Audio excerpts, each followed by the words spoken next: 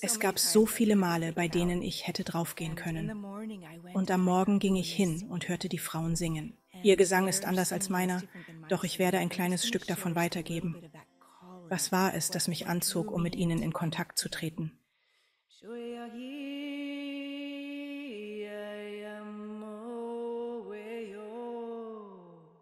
Und sie malten gemeinsam Mais, blickten einander an, waren zusammen und es herrschte eine warme Atmosphäre.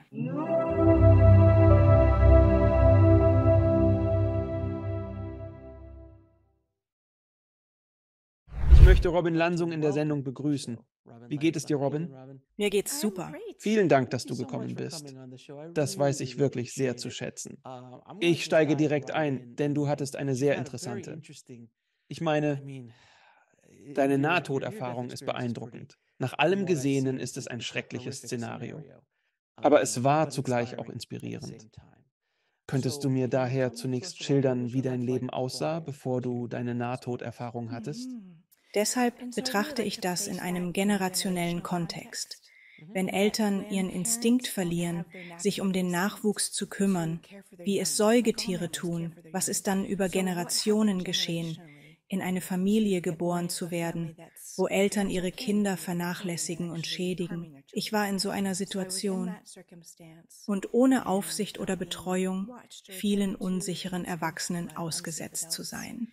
Das ist der Kontext, aus dem heraus. Der Mann, der mich entführte, sah mich als schutzloses Kind und beschloss, mich zu entführen. Ich habe dich vor ihrer Nahtoderfahrung oder ihrer Entführung, wie gestaltete sich ihr Leben? Sie waren im Grunde genommen von ihren Eltern nicht betreut. Und ich bin Amerikaner, also lebte ich an der Ostküste in Amerika und ich war 8 Jahre alt. Es war wirklich ein Kampf ums Überleben. Tatsächlich, was mich heilte und am Leben erhielt, waren Natur und Kunst. Okay, also konntest du Energie aus der Umgebung durch Kunstwerke kanalisieren? Ja, sehr. Kennst du Spirograph? Oh ja. Kleine Sets, mit dem Spirograph gezeichnet. Viel Zeit im Wald hinterm Haus verbracht. Das waren sie. Ja, wie du sagst, eine direkte Quelle, um Schönheit zu erkennen und sich zu erinnern, dass es Größeres gab als meine Erlebnisse. Und als du das so jung durchgemacht hast, kann ich mir das kaum vorstellen, so jung. Deine Bewältigungsstrategie, waren es also deine Kunst und die Natur? Wusstest du, dass du in einer schlechten oder negativen Situation warst, als du andere Kinder oder Freunde gesehen und gedacht hast, oh, das ist nicht normal? Wenn man in so ein Szenario hineingeboren wird, ohne anderen Bezugspunkt, denkt man, das sei normal, bis man merkt, das ist nicht normal. Ich konnte erkennen, andere Kinder, deren Eltern sich offensichtlich kümmerten, besonders wenn eine Mutter meine Freunde liebevoll pflegte und umsorgte. Dann sah ich den Unterschied und betrachtete sie als eine andere Art von Kind und dass dies mein Leben war. Also haben Kinder oft das Gefühl, dass mit ihnen etwas nicht stimmt, weil sie nicht auf dieselbe Weise geliebt werden. Erzähl, was passiert ist. Erzähl mir von deiner Nahtoderfahrung. Es war 1977, also nach dem Vietnamkrieg. Wie gesagt, ich war vielen unsicheren Erwachsenen ausgesetzt. Einer bemerkte mich und sagte, ich glaube, so gut ich es zusammenfügen konnte. Es gab eine Zeitschrift. Soldier of Fortune rekrutierte tatsächlich Soldaten, Vietnam-Veteranen, um im Rhodesienkrieg zu kämpfen, weil die rhodesische Regierung nicht genug Leute auf ihrer Seite hatte. Also, theoretisch, so gut ich es zusammenfassen kann. Es gab eine Frühjahrsausgabe des Soldier of Fortune Magazins, die buchstäblich einladend war. Da war eine Anzeige. Werde ein Mann unter Männern. Du kannst eine Waffe in der Hand halten und hier sein. Wir schicken dir sogar Geld für das Ticket. Also ich glaube, er wollte in diesem Krieg kämpfen und in seinen Gedanken würde er eine Tochter bekommen, das bin ich. Und so beobachtete er, wie ich von der Schule nach Hause ging und holte mich gleich am Ende des Schuljahres ab und entführte mich. Und die Leute fragten, wusstest du, dass er psychisch nicht stabil war? Und natürlich bedrohte er sofort mein Leben. Und so ist das Seltsame daran, bereits Missbrauchsopfer zu sein, dass ich schnell lernte, meine Intuition einzusetzen, um Erwachsene zu lesen, ihre Gedanken zu verstehen und herauszufinden, wie ich überleben kann, wie sie mich sehen und was ich werden muss, um ihren Bedürfnissen zu entsprechen. Ja, er hat tatsächlich mein Leben bedroht. Er nahm mich mit und drogierte mich. Ich erinnere mich nicht an den Flug, aber als ich wieder zu mir kam, war ich in Rhodesien, das heute Simbabwe ist, auf einem Militärstützpunkt. Und jeder Augenblick drehte sich nur darum, wie ich überleben würde. Und der eine Moment. Ich widersetzte mich ihm, denn eigentlich wollte ich gar nicht mehr leben. Er griff mich an und brach mir alle Rippen auf einer Seite. Jemand anderes musste ihn von mir wegziehen, vermutlich unter Waffendrohung. Daraufhin kam ich ins Krankenhaus. Doch das war 1977, mitten im Bürgerkrieg. Er spazierte einfach ins Krankenhaus, holte mich raus und niemand stoppte ihn. Er hat mich letztendlich einem anderen Mann übergeben. Ich kenne die Einzelheiten dieses Austauschs nicht, Geld wurde tatsächlich ausgetauscht und der Mann verlor mich schließlich im Busch. Also genau dort, mitten im Höhepunkt dieses Bürgerkriegs. Einige der extremsten Soldaten, sie haben mich tatsächlich gefunden, mich auf einen Lastwagen mitgenommen, zurück zu ihrer Basis gebracht und sich wegen mir gestritten, ob einer mich retten wollte, weil ich ein Kind war, und der andere mich erschießen wollte. Und mein Körper wollte einfach nicht spüren, wie ich getötet werde. Also, ich ging zu Boden. Ich verfiel in das, was man als Nervensystemabschaltung bezeichnet, einen Gnadenzustand. Alle Tiere können das. Und so verlor ich das Bewusstsein. Und als ich wieder zu mir kam, holte mich der Mann, der die Diskussion um mein Leben gewonnen hatte, ab, aus dem gefährlichsten Gebiet, an die Grenze zwischen Rhodesien und Südafrika. Und im Grunde übergab er mich einem Dorf und er sprach eine andere Sprache, nämlich Wenda. Und so machte er Gesten, so nach dem Motto, geh dahin, kleines Mädchen, geh und sei bei den Leuten in jenem Dorf. Also, ich bin noch nicht ins Dorf gegangen. Ich habe die Nacht alleine auf einem Baum verbracht. Das wusste ich nicht. Tiere können auf den Baum klettern. So oft hätte es mich erwischen können. Und am Morgen ging ich hin und hörte die Frauen singen. Ihr Gesang ist anders als meiner, doch teile ich ein kleines Stück mit euch. Was veranlasste mich, eine Verbindung zu ihnen zu knüpfen? Shuyahi. Und sie malten Mais. Und sie waren zusammen und sahen sich an, und es war Wärme da. Und ich hatte noch nie Erwachsene getroffen, die so lebendig waren, die Musik in sich trugen, bei denen jede Geste von diesem Gesang handelte, der durch ihren Körper strömte. Und so bemerkten sie mich, ein weißes Kind. Und denk immer daran, dass es ländliches Rhodesien. Es gibt keine Vermischung der Rassen. Also weiße Menschen sind hier und schwarze Menschen dort. Und wenn sie ein weißes Kind sehen, müssen sie einfach annehmen, dass meine Eltern getötet wurden, dass ich Rhodesier bin und dass ich einfach nur versuche, einen sicheren Ort zu finden. Also gaben sie mir zu essen, sie nahmen mich auf. Die Kinder waren echt mein erstes Zugehörigkeitsgefühl. Sie berührten meine weiße Haut und die damals blonden Haare. Sie hießen mich willkommen. Ein Mädchen führte mich zum zeremoniellen Feuer, trug schwarze Asche auf mein Gesicht auf, damit ich ihnen ähnlicher sah. Und das war mein erstes Aufweichen. Ich war so steif, so angespannt. Und es war meine erste tiefe Erfahrung von Zugehörigkeit. Und wieder sang eine der Frauen für mich. Und in diesem Moment, als sie mich zu sich rief, brach ich buchstäblich in ihre Arme zusammen. Und es war die erste mütterliche Fürsorge, das erste Mal gehalten werden, das ich in meinen 8 Jahren je erlebt hatte. Also dachte ich, das ist mein neues Leben. Ich verstand den ganzen Zusammenhang des Bürgerkriegs nicht. Die Frauen führten mich zum Fluss, legten Ton auf meine gebrochenen Rippen und den großen lila Bluterguss. Sie sangen wieder und forderten mich auf, zu antworten. Als ich mit ihnen singen konnte, akzeptierten sie mich.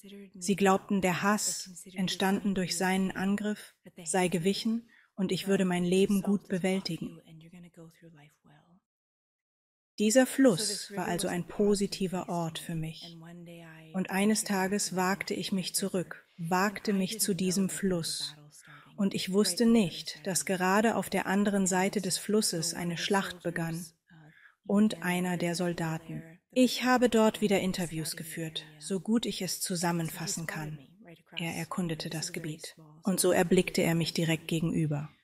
Es ist ein sehr kleiner Fluss, eher ein Bach. Und er entdeckte mich dort ganz allein, in afrikanischer Kleidung. Und weil die Frauen mich wie eine von ihnen angezogen hatten, und sofort hob er sein Gewehr. Und als ich den Lauf seiner Waffe sah, war mein Herz so gebrochen. Es war einfach dieser Kreis. Ich wusste, er hatte mich genau im Visier. Und ich konnte es nicht verstehen. Wie die Dorfbewohner mich schätzten, als kostbar ansahen, fürsorglich behandelten und in ihre Gemeinschaft aufnahmen. Wie konnte er mich nur als ausradierbar, als wegwerfbar betrachten? Bevor ich ans Rennen dachte, war ich schon nah dran. Ich sah, wie er abdrückte, hörte den Schuss. Was ich jetzt verstehe, Zielfernrohre sind für Distanz. Er war so nah, dass sein Zielfernrohr falsch justiert war. Deswegen traf die Kugel nur knapp meinen Kopf. Es schleuderte mich von den Füßen. Ich fiel zu Boden, blutete sofort stark. Und ich betete, dass jemand aus meinem Dorf mich finden und mir helfen würde. Und es geschah, dass mein Bewusstsein sich über meinen Körper erhob. Ich blickte hinunter und beobachtete, wie meine Lebensenergie meinen Körper verließ und dann wieder zu ihm zurückfand. Und ich dachte bei mir, wenn sie nicht in meinem Körper verbleibt, dann bedeutet das mein Ende. Und so schwand sie dahin. Und dann kehrte sie noch einmal zurück. Mein Bewusstsein ging durch mein Herz, durch die Rückseite meines Herzens, und ich gelangte in einen Tunnel. Das war so schnell, aber ich war völlig gehalten. Ich wurde woanders hingebracht. Dort war Freiheit, ein Frieden. Ich musste nicht mehr kämpfen, um zu überleben, nicht mehr alles tun, um diesen Körper am Leben zu erhalten. Ich konnte einfach ruhen und gehalten werden und dorthin gebracht werden, wohin ich ging, wohin diese weise Quelle mich führte. Und als ich ankam, konnte ich anfangs kaum etwas wahrnehmen, aber nach und nach konnte ich gleichsam meine neuen Augen öffnen.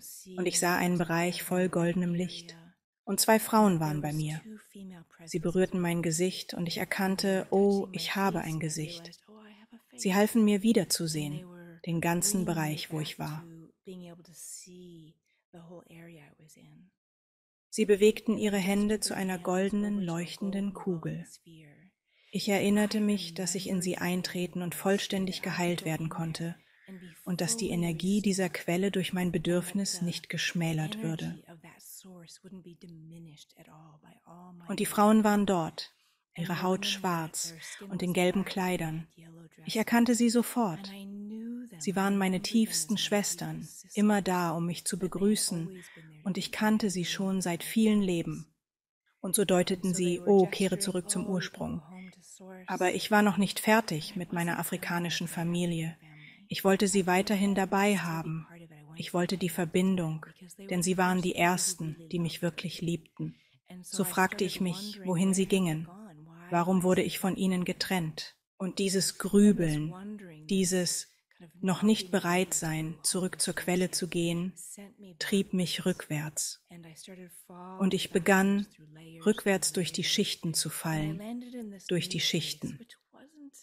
Und ich landete an diesem neuen Ort, der nicht ganz so warm war. Es war eher wie Irland an einem kalten, bewölkten Tag. Und ich befand mich am Boden dieses Treppenhauses. Es war ziemlich kalt und ich betrachtete dieses Treppenhaus. Es war so abgenutzt, weil so viele Menschen diese Treppe hinabgestiegen waren. Und ich dachte, ich muss an einem bedeutenden Ort sein, weil so viele Menschen hierher gereist sind. Also war ich etwas orientierungslos und wünschte mir insgeheim etwas Hilfe. Aber wiederum war ich ein sehr verschlossenes Kind. Da tauchte plötzlich dieser ältere Mann direkt vor mir auf. Ich wusste nicht, woher er kam, und er sah alt und gebrechlich aus, und er streckte seine Hand aus, um mir aufzuhelfen. Und obwohl ich Hilfe wollte, wehrte ich mich dagegen, wie es so viele misshandelte Kinder tun. Und schließlich nahm ich seine Hilfe an. Und er führte mich diese Treppe hinunter, eine steinernere Treppe in Treppe. Wir gingen durch einen steinernen Torbogen in die dunkle Höhle. Ich dachte, es war besser zuvor. Warum betrete ich diese Dunkelheit? In jenem Moment begriff ich nicht, dass ich noch mehr zu läutern, mehr zu klären hatte, bevor ich zur Quelle, nach Hause, zurückkehren konnte. In dieser dunklen Höhle waren all meine unterdrückten Gefühle, all meine Verstörung darüber, missbraucht worden zu sein. Also wurde ich mit den Gesichtern der Menschen konfrontiert, die mich missbraucht hatten. Und ich wich zurück und kämpfte gegen die ganze Erfahrung an. Ich wandte mich ihm zu, um zu fliehen. Aber in diesem Moment erkannte ich, durch seine Augen betrachtet, dass an mir nichts falsch war, was den Missbrauch rechtfertigte. Es war tatsächlich die tiefe Verwirrung und das Gefühl der Verlorenheit der Erwachsenen, die mich umgaben. Und er versuchte nicht, mich zu reparieren oder zu ändern, denn ich war bereits in Ordnung. Als ich das mit Herz und Seele spürte, ließ ich die dunkle Höhle hinter mir. Wir traten hinaus in eine lebendige Landschaft. Sterne funkelten am Himmel. Und plötzlich begriff ich, dieser Mann konnte überall hin. Doch wählte er, mir beizustehen, damit ich nicht in meiner Dunkelheit verloren ging. So fasste ich Vertrauen zu ihm, strahlte durch mein ganzes Ich. Und ich legte meine Hände in seine und fragte, wohin geht es jetzt? Und telepathisch teilte er mir mit, wir springen von dieser Klippe, wir tauchen in den Nachthimmel ein. Und wir erlauben uns, in diese nächste Freiheit, diese nächste Ebene zu fallen. Und so tat ich es. Ich fiel mit ihm, und wir waren wie Vögel, die durch den Nachthimmel flogen. Und er sagte zu mir, das ist Sterben. Und so wusste ich, Sterben war gehalten, geleitet und anmutig. Und so fielen wir durch den Nachthimmel, bis wir im Morgenrot waren. Und wieder war da die goldene, glühende Kugel.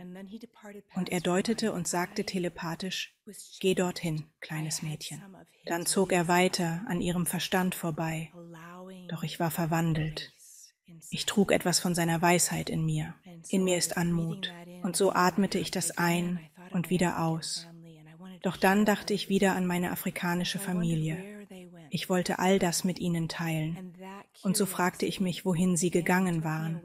Wo sind sie? Und diese Neugier entführte mich erneut davon, direkt nach Hause zur Quelle zurückzukehren und führte mich in eine andere Landschaft, auf der Suche nach ihnen. Ich begann, mir Sorgen zu machen. Was, wenn sie erschossen sind? Was, wenn ihnen etwas passiert ist? Bei der Suche geriet ich in große Panik. Und wieder einmal verstand ich es nicht. Ich schaute in die Zukunft und sah, dass wieder Krieg herrschte. Und ich hatte diese Angst, dass sie gefallen waren, dass sie niedergestreckt worden waren. Ich war in Panik. Doch dann erfüllte mich wieder Gnade, Demut und das Akzeptieren der Lage.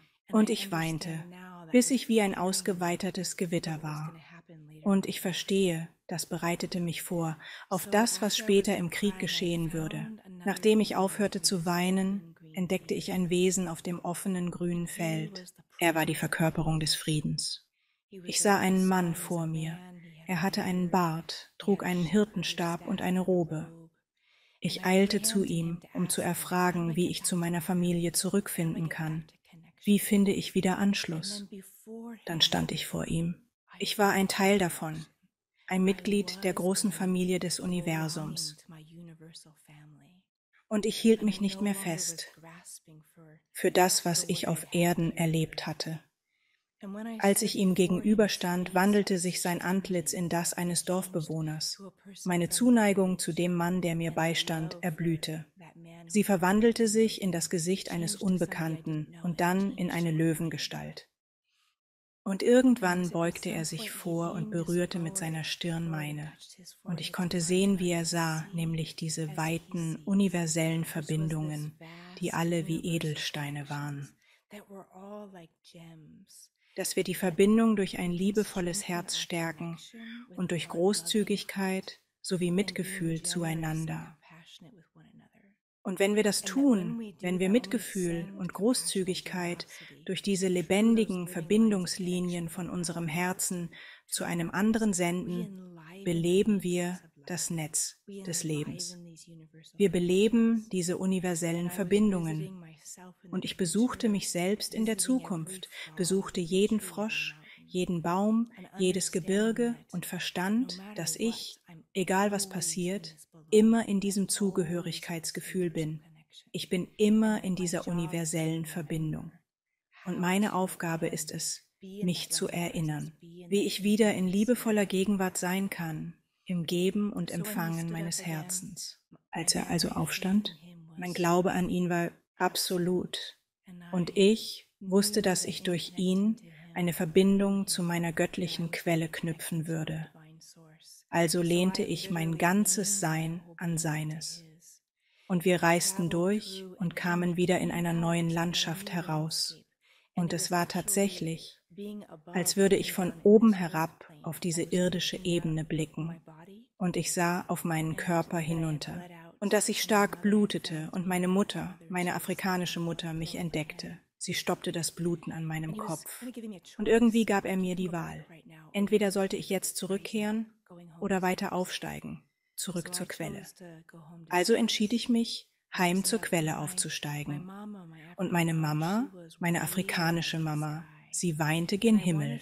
Und ich wollte, dass sie versteht, mir geht es wirklich gut. Ich bin geborgen. Ich leide nicht. Während meines Aufstiegs schlossen sich Schleier hinter mir, fast als würden Blätter einen geheimen Garten verbergen. Und ich hörte sie singen, und die Stimmen der Ahnen im Lande riefen. Doch wieder war ich so allein, verzaubert und erstaunt, als würden Wesen durch mich hindurchgehen und mich reinigen. Und ich kehrte heim zur großen Quelle, die ich das große Herz nenne. Und in dem Wissen, dass dieses große Herz mich ins Dasein gesungen hatte, rief es mich ins Leben, indem es mich ins Leben sang.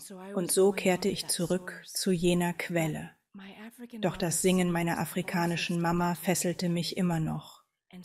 Und so befand ich mich gewissermaßen zwischen dem Gesang des großen Herzens und dem meiner afrikanischen Mama.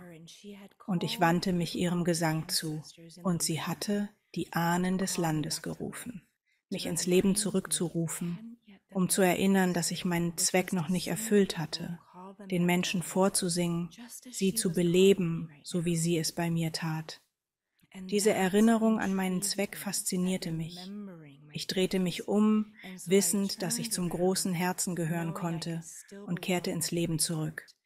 Auf meiner Reise durch den Tunnel zurück in diese Welt begegnete ich einem Wesen, das ich als goldenen Puma erkannte. Sie sagte, wir haben all diese Kunstbilder für dich zum Zeichnen, um dich und andere zu erinnern, dass wir zum großen Herzen, zur Quelle gehören. Sie warnte mich, dass die Rückkehr unglaublich schwer sein würde.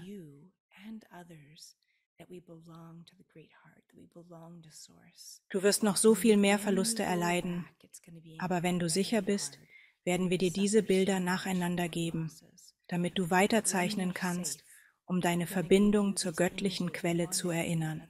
Und ich begegnete noch einem Wesen, genau zwischen dem Schleier der Lebenden und der Toten. Und ich nenne sie die Großmutter aller Rassen. Und sie sang in mir, als wäre ich eine Kathedrale. Und wieder sagte sie, es wird so schwer sein, wenn du zurückkehrst, aber erinnere dich, dass du immer hierher gehörst, egal was du tun musst, um zu überleben, egal was irgendjemand dir sagt, über nicht würdig zu sein. Du gehörst immer hierher, nach Hause. Also wurde ich, während das letzte Lied erklang, wieder in meinen schmerzenden Körper geboren. Im Schmerz war ich zerbrechlich. Meine afrikanische Mutter hielt mich, ließ mich Realität spüren. Sie brachten mich zurück ins Dorf. Sie sangen Lieder. Sie legten Pflanzenmedizin auf meine Wunden und pflegten mich. Und weil ich gehörte zu ihnen, ich wusste, dass es mir gut gehen würde. Ich wusste, dass ich überleben würde. Und ich war so verändert. Ich konnte ihre Gedanken lesen. Ich konnte ihre Absichten erkennen. Und so wie wir Menschen äußerlich betrachten, konnte ich nun die innere Welt der Menschen sehen und verstehen, uns alle miteinander verbunden. Und das war ein wirklich starkes Geschenk. Als ich mich von dem Trauma erholte, kamen nicht nur die Kriegserinnerungen zurück, sondern auch die Intuition und die Fähigkeiten des Habens, dass auch telepathische Fähigkeiten und die tiefe Menschenkenntnis zurückkehrten, während ich mich von meinem Trauma erholte. Es beginnt schrecklich und endet wunderschön. Es ist wirklich wunderschön. Ich habe ein paar Fragen. Als Sie auf der anderen Seite waren, hatten Sie die Mentalität eines Kindes, richtig? Das erklärt also die Bilder.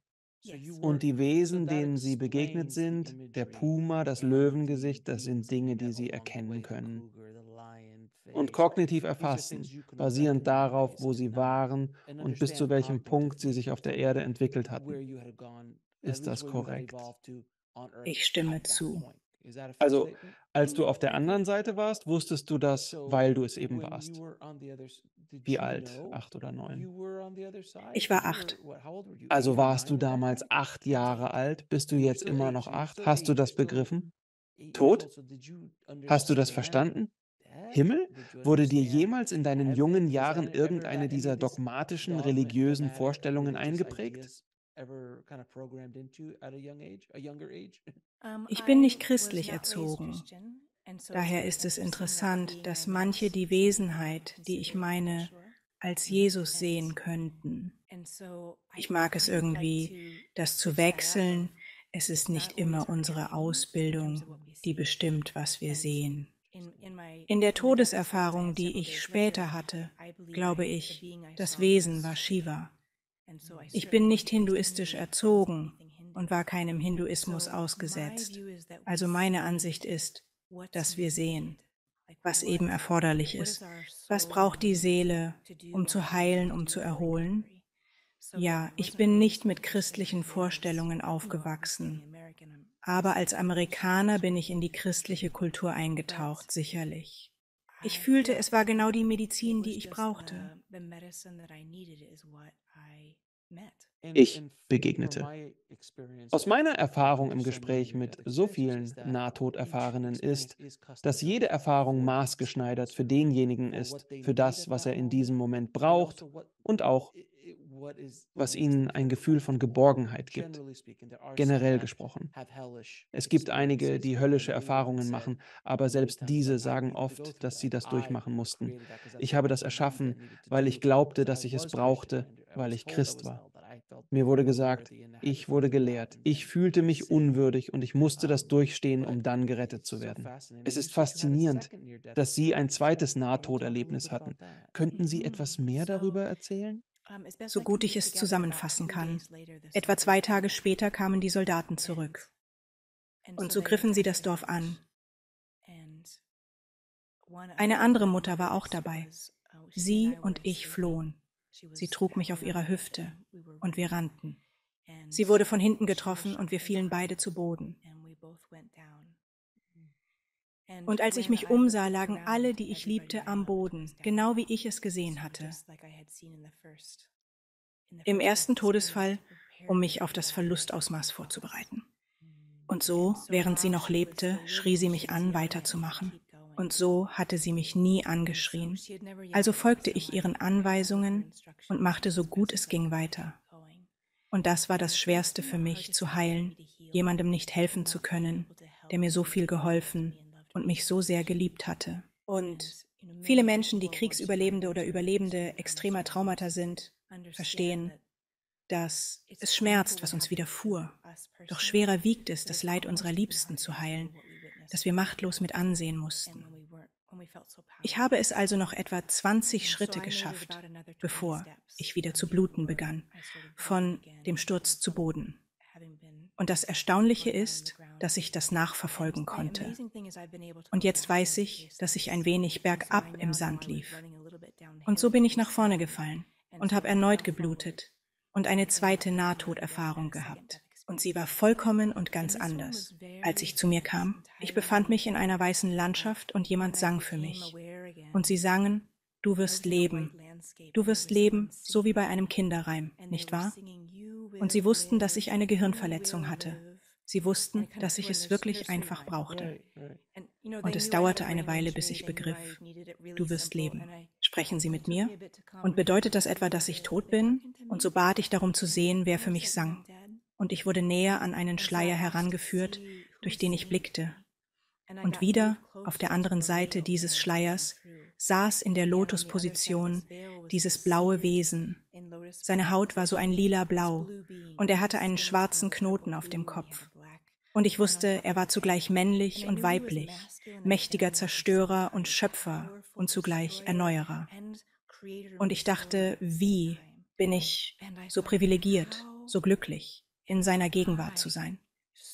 Ich fühlte mich so klein angesichts seiner Größe. Und um ihn herum gab es allerlei Verzierungen, aber ich konzentrierte mich so sehr auf sein Gesicht, denn ich wusste, wenn er wollte, dass ich sterbe, würde ich einfach sterben und wiedergeboren und neu erschaffen werden. Und ich wusste, wenn er wollte, dass ich lebe, dann würde auch das geschehen, denn er begann mir zu zeigen, Berge, die kollidieren oder Landmassen, die sich vereinen und einen Berg formen. Er fragte, ob wir das Land zerstören und den Berg erschaffen sollten, um dir diesen prächtigen Berg zu zeigen. Ich mochte den Gedanken der Zerstörung nicht. Dann fing er an, den Berg Stück für Stück abzutragen und fragte, ob wir den Berg abtragen sollten, damit du den Strand bekommst. Ich dachte, könnte ich nicht Strand und Berg behalten? Die Zerstörung gefiel mir nicht. Und so zeigte er mir, was jetzt wie totale Zerstörung aussieht. Er legt die Zutaten für eine neue Schöpfung frei.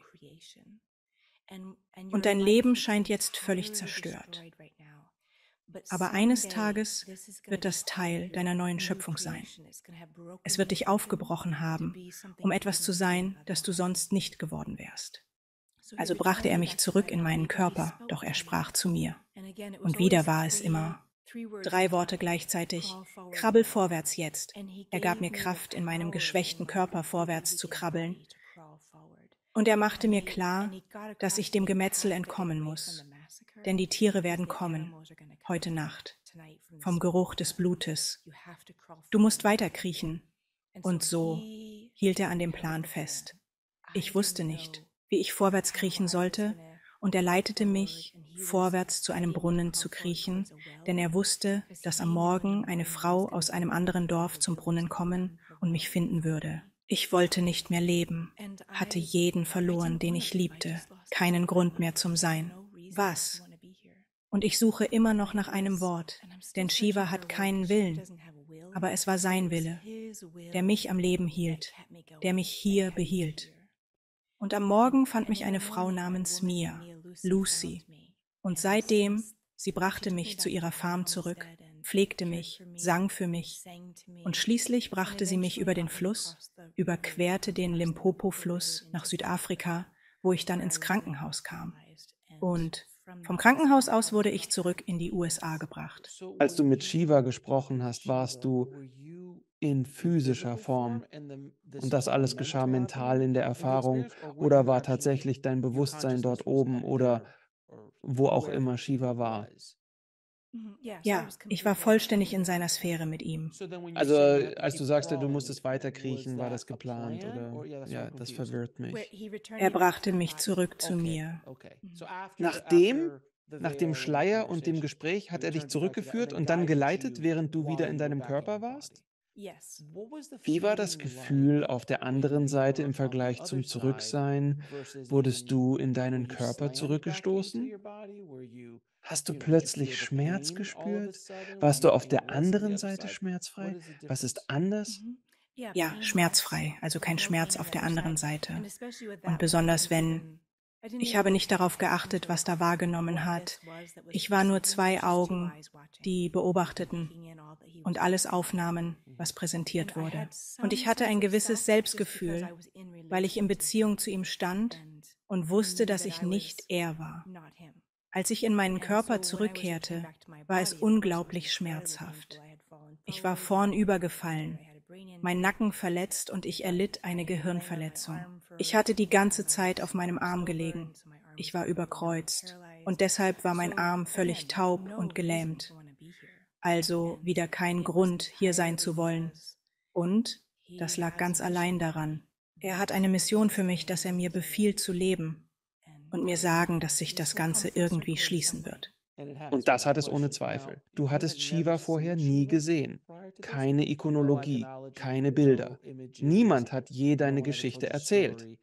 Also war das völlig wie aus heiterem Himmel, ohne Wortwitz. Ja, ich bin ein weißes Mädchen an Amerikas Ostküste aufgewachsen. In den 70ern. In den 70ern, genau. Ja, meine Schule war weiß. Es gab so etwas wie ein indisches Kind bei uns. Das war alles, was ich hatte. Und er hat einfach nie über seine Kultur gesprochen, also hatte ich überhaupt keinen Einblick. Das ist wirklich faszinierend wieder, weil generell gesprochen, die Gottheiten, die dir bekannt sind, kamen, aber du warst so jung, dass es eigentlich keine Rolle spielte. Denn jeder, der auftauchte, solange er warmherzig und unterstützend war, scheint es, würde ausreichen für das, was du brauchtest. Also erschien Shiva, Jesus erschien. Jesus. Du hast damit keine Einwände, weil du nicht weißt, wer sie kennen. Der Weihnachtsmann hätte auftauchen können und es wäre dir recht gewesen. Du weißt es. Und dann kommen wir zu der interessanten Frage nach anderen Leben für mich. War ich zuvor Hindu? Und hatte ich das bereits? Interessant. In der Zusammensetzung meiner Seele ist da jemand, der sich in Momenten der Zerstörung um mich kümmern wird. Interessant. Das wäre eine sehr interessante Betrachtungsweise, denn irgendwo in deinem Inneren ist das eine tröstende Gestalt. Vielleicht nicht bewusst, denn in diesem Leben ergibt das keinen Sinn. Wiederum deshalb haben frühere Leben einen enormen Einfluss auf unser heutiges Leben, sei es so wie du bist, deine Ängste, deine Stärken, all diese Dinge, die dich ausmachen. Also, wenn du Höhenangst hast und dann plötzlich feststellst, dass du tatsächlich Höhenangst hast, vielleicht wurdest du mal von einer Pyramide in Mesoamerika gestoßen und du denkst dir so, weißt du was? Ich mag Höhen wirklich nicht mehr. Andere haben mir das auch schon gesagt. Sie fürchteten, sich ihrer Familie spirituell zu öffnen, da sie in einem früheren Leben, sie wurde als Hexe auf dem Scheiterhaufen verbrannt und es war ihre eigene Familie, die sie verraten hat. Sehr faszinierend. Sehr faszinierend. Wenn ich Menschen helfe, ihre Intuition und den Weg zurück in ihren Körper zu finden. Es gibt einige häufige Themen. Genau das, was du beschreibst, passierte, als wir in unserer Kraft standen und unser Talent auslebten. Befanden wir uns in einer repressiven Zeit, in der nichts gut lief? Oder war es vielleicht das Ende unseres Lebens? Und auch. Ich liebe es, Menschen zu lehren. Und es war auch für mich eine Reise, meine Stärke zu entdecken. Wir hatten schlechte Vorbilder, was es bedeutet, mächtig zu sein. Viele haben Macht missbraucht. Um in unsere Ausrichtung, Selbstbestimmung und Gabe zu kommen, braucht es Mut. Man muss zitternd in den Stiefeln stehen und dennoch sagen, ich verpflichte mich. An diesem Punkt habe ich oft Ja gesagt, zu dem, was mir gegeben wurde, zu den Gaben, die mir oft zuteil wurden, dass es kein Zurück mehr gibt. Aber genau das muss man tun. Zitternd in seinen Stiefeln. Ich werde erscheinen. Ich werde es tun. Ich werde Ja sagen.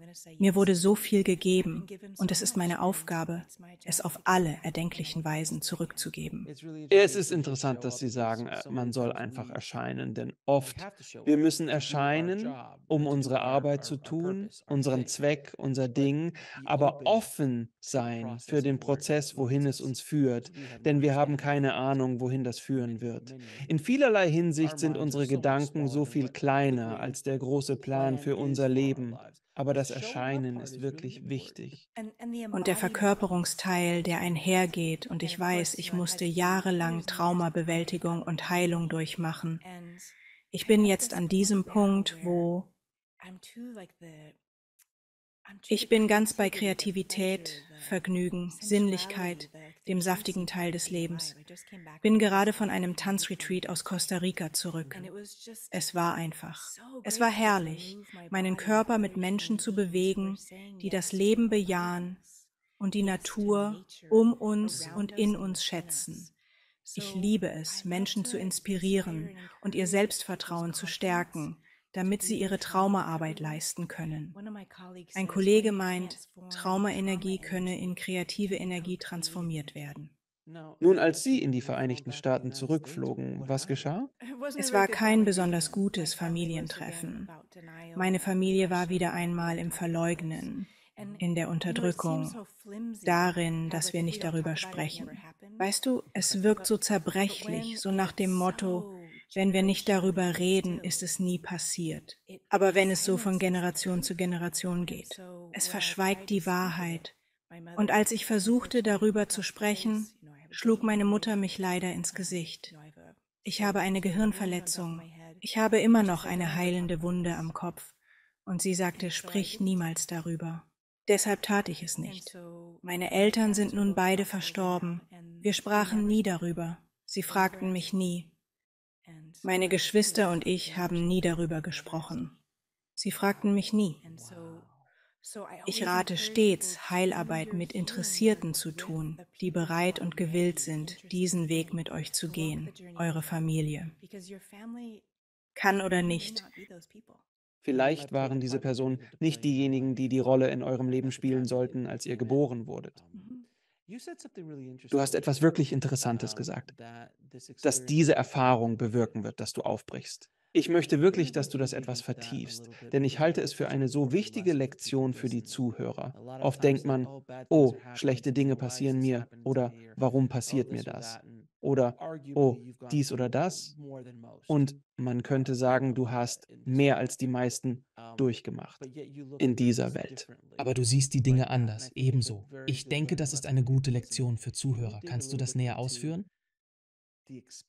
Und die Erfahrung, was du durchgemacht hast und wie sie dich auf deinen Weg gebracht hat, ich liebe diesen Ausdruck. Dich aufgebrochen, um dir Dinge zu zeigen oder sein zu lassen, die du ohne sie nie gewesen wärst. Ohne deine Eltern wärst du nicht derjenige, der du heute bist und die Arbeit, die du jetzt machst, oder? Oh, sicher. Und als ich zurückging nach Simbabwe und ich meine Spuren zurückverfolgte, fand ich, wo ich Liebe erfahren habe. Ich fand den Ort, wo ich angeschossen wurde. Ich fand, wie gesagt, diesen sandigen Hügel, wo ich zu Boden ging. Ich fand den Brunnen. Und ich traf mich wieder mit einer der Frauen, die mir das Leben gerettet haben. Mein Ex-Mann fragte, ob ich, wenn möglich, zurückkehren, alles auslöschen und die Entführung sowie die Erlebnisse ändern würde. Ich antwortete, weißt du, erstens geht das nicht. So hat sich die Realität ereignet. Und zweitens, nein, weil. Hättest du mich mit 20 gefragt, als ich in Traumatherapie war, hätte ich ja gesagt. Aber jetzt, nach den harten Heilungsjahren, wie ich sie nenne, bin ich durch. Dort ist Fruchtbarkeit, dort Fähigkeit. Kunst fließt durch mich wie ein Fluss. Und Intuition durchströmt mich so mühelos. Ich kann Menschen lesen, ohne dass es eine Herausforderung ist. Es ist wunderbar, macht Spaß und ist aufregend. Es trägt zur Heilung bei, wenn ich sage, ich sehe dich und erkenne die tieferen Ursachen deines Leidens. Ich möchte hinzufügen, diese Botschaft zu früh im Heilungsprozess zu vermitteln, ist keine Freundlichkeit. Den Leuten zu sagen, dass du Opfer warst, fühlt sich schrecklich an. Du leidest unter posttraumatischem Stress und Albträumen. Das ist real und wird noch bleiben, während du heilst. Es gibt keinen schnellen Weg zu dem Punkt, an dem ich jetzt bin. Das sind 30 Jahre Heilungsprozess und Sitzungen und Therapie und Bewegung und Tanz und gesunde Ernährung und EMDR-Therapie? Ich sage immer gerne, Leute, macht einfach weiter den nächsten Schritt in eurem Heilungsprozess. Es wird wirklich besser. Es gibt Vorteile. Und heute Morgen arbeite ich an meinem Buch, das die Zuversicht der Menschen stärken soll, ihre Traumaarbeit zu machen. Denn wenn wir uns weiterhin verstecken und ausweichen, dann beherrscht das Trauma tatsächlich all unsere Jahre. Einfach durchgehen und sich dem zuwenden. Mitgefühl heißt, sich dem Leid zuzuwenden und zu sagen, ich sehe dich, das gehört dazu. Einatmen, ausatmen, es auf all die verschiedenen Arten durchstehen, wie wir mit unserem Leiden umgehen können und tatsächlich zur Freiheit gelangen, zur Beweglichkeit, zur Kreativität. Denn Verbindung heilt, Selbstverbindung, Verbindung zur Natur, Verbindung zu guten, sicheren Menschen. Das ist das Gegenmittel gegen Einsamkeit, gegen die Isolation, die Trauma schafft. Und einer meiner liebsten Lehrer, Daniel Siegel. Er spricht über das Selbstkonzept in Amerika, wo wir glauben, allein zurechtzukommen. Oder selbst der Begriff Selbsthilfe wurde gerade für mein Buch verwendet. Ich schreibe über Selbsthilfe, aber echte Selbsthilfe existiert nicht. Unser Trauma entstand durch andere oder die Natur. Heilung muss ebenso erfolgen, indem wir anderen helfen. Also ist ein Selbsthilfebuch auch eine Beziehung zum Autor. Ihre Gabe hilft Ihnen, die nächste Stufe zu erreichen. Verbindung ist Leben. Es heilt. Dafür sind wir hier. Was war die wichtigste Erkenntnis aus Ihren persönlichen Nahtoderfahrungen? Das ist eine tolle Frage. Was mir gleich einfällt, ist, dass ich erkannte, wie klein und zerbrechlich ich war. Ein Soldat hat mich angeschossen. Ich bin unzerstörbar. Wir machen weiter. Nachdem du zurück in Amerika warst und angefangen hast, dich damit zu beschäftigen, nehme ich an, hast du begonnen, dich mit Nahtoderfahrungen zu befassen. Ich meine, offensichtlich über frühere Leben hast du ja schon ein bisschen gesprochen. Wie hast du angefangen, dich über Shiva zu informieren und all das Zeug, womit du dich auseinandergesetzt hast? Ich bin sicher, du kennst PMH Edwater und ihre umfangreichen Forschungen. Ja, sie war in der Sendung. Ja, sie ist sehr liebenswert und schlief bei mir. Sie ist für eine Weile ein Energiebündel. Ohne Zweifel. Sie ist wahrlich eine Naturgewalt. Sie spricht davon, dass eine verdrängte Nahtoderfahrung aus der Kindheit, über die man nicht reden durfte, oft 30 bis 40 Jahre zur Verarbeitung braucht. Also, als ich zurückkehrte, musste ich weiteren Missbrauch ertragen, bis ich mit 18 auszog, studierte und nie wieder heimkehrte. Ich habe einfach überlebt. Gerade so durchgestanden, mein Körper brachte im 2. Studienjahr das Trauma hoch und ich konnte es nicht länger verdrängen wegen meiner großen göttlichen Berufung. Es gab kein jahrzehntelanges Verdrängen. Es war plötzlich da, bam, durch meinen Körper eindringend. So wurde ich, gewollt oder nicht, in den Heilungsprozess katapultiert.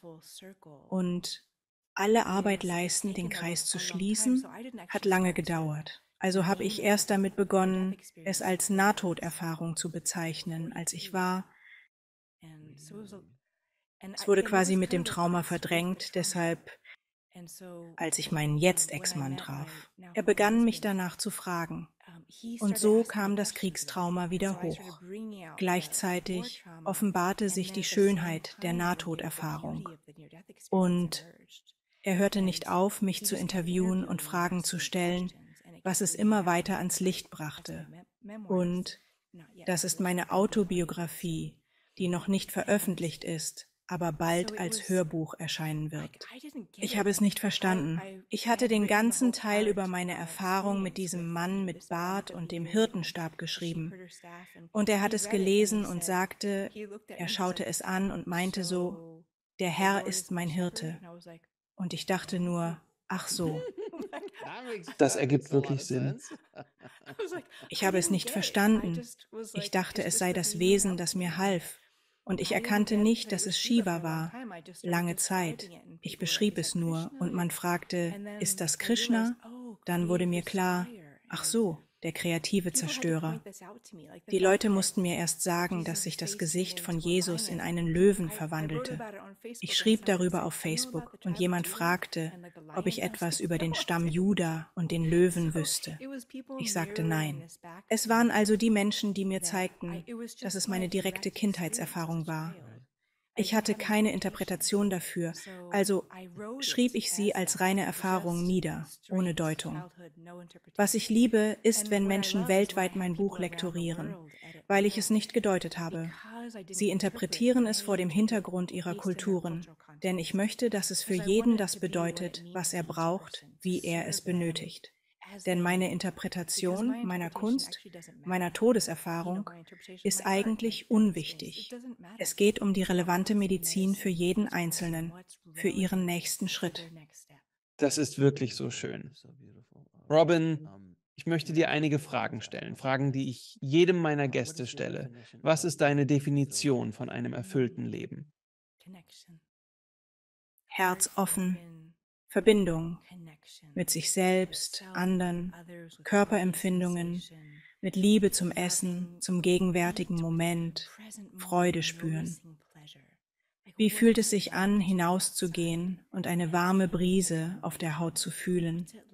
Wie ist es zu Erfahrung, jemandem zur Seite zu stehen, der Trauer oder Liebeskummer hat, und zu sehen, wie sich sein Gesicht klärt, wenn die Tränen trocknen. Das Gefühl, eine köstliche Blaubeertarte zu backen, zu genießen und die Noten von Kardamom und Saftigkeit zu schmecken. Oder meine eigene Kunst zu betrachten und erstaunt zu sein. Oh mein Gott, das habe ich erschaffen, das kam aus meinen Händen. Neugier, Mitgefühl, liebevolle Güte, im Jetzt-Sein, Meditation, die hilft, Körperempfindungen wahrzunehmen. Ich war auf einem Tanzretreat, wo wir uns aufeinander verlassen haben, zusammen zu wunderbarer Musik tanzten, in die Musiker ihre Zeit und ihr Talent gesteckt haben. Das ist saftig.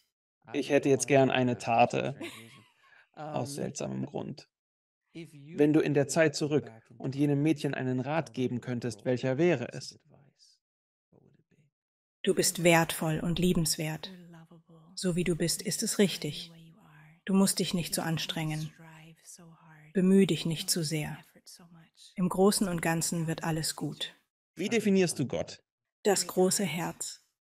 Der Geburtsort, wo wir erstmals das Licht der Welt erblickten. Aus einem Lied eine Keimsilbe. Vom großen Herzen. Und was ist der eigentliche Sinn des Lebens? Einander lieben. Füreinander Sorge tragen. Unsere Unterstützungsvielfalt ausbauen. Mit dem Leiden sein. Und erkennen, dass es dazugehört, um das volle Spektrum menschlicher Erfahrungen anzunehmen, ohne etwas abzulehnen. Das Langweilige, Öde oder Schwere. Auch das gehört dazu. Als ich mitten in meiner Scheidung steckte, meditierte ich und hatte diesen Moment von Danke. Danke für diesen Verlust. In jenem Augenblick der Meditation war mir alles gleichgültig. Das Leid, die Schwierigkeiten, die Verlassenheit, der Verrat, Liebe und Süße, alles blieb unverändert. Wo können Menschen mehr über dich und deine fantastische Arbeit erfahren? Meine Webseite ist mein Name, robinlansong.com.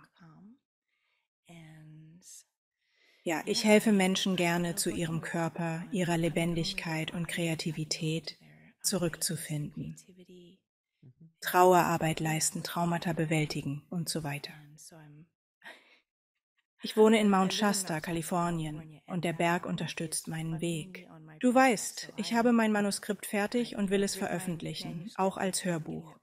Mein Buch soll Menschen helfen, Vertrauen in ihre Traumabewältigung zu finden. Zudem erstelle ich 2 Kunstkartendecks. Ich nehme im Studio auf, meine heilende Musik. Du hast viel um die Ohren. Danke, dass du dir Zeit nimmst. Das schätze ich sehr. Hast du noch eine Abschiedsbotschaft für das Publikum? Mitgefühl heißt, sich zuzuwenden und zu sagen, ich sehe dich. Es bedeutet auch, unser gesamtes Erfahrungsspektrum, Traurigkeit und Ärger eingeschlossen, nicht zu meiden. dass wir zu unserer Ganzheit zurückkehren und uns selbst zuzuwenden. Ich sehe dich, du gehörst dazu, bist wichtig. Es ist alles, was wir zur Heilung brauchen. Rahman, das war ein so wundervolles Gespräch. Vielen, vielen Dank. Ich hoffe wirklich, es hilft den Menschen, die da draußen zuhören. Also danke, dass du so offen, so ehrlich warst und dich da draußen in die Welt gestellt hast, um Menschen zu helfen. Ich schätze dich und alles, was du tust, mein Lieber. Nochmals vielen Dank, dass du dabei warst. Zeig Dankbarkeit für dein Tun und das Weitergeben guter Botschaften. Die Menschen sind hungrig danach. Du stillst und nährst ein Bedürfnis. Danke fürs Zuschauen. Klicken Sie unten auf ein Video, um fortzufahren, und vergessen Sie nicht zu abonnieren.